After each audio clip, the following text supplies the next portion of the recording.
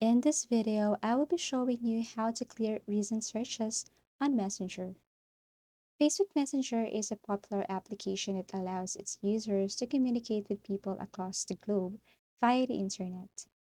But do you know that every search you make for someone on Facebook Messenger is saved in a log of your recent searches? So, how to delete and clear recent searches in Messenger? Follow these steps. The first thing to do is to log in into your Messenger application. So in the search bar, when you click this one, you can see here recent searches. So here you can see the people I searched for like this week or even last month. So how to clear recent searches in Messenger?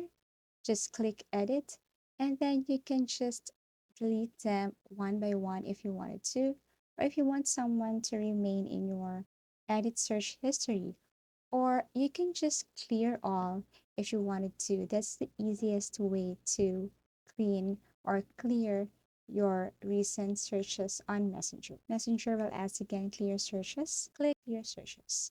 And then once done, nothing in the recent search will appear.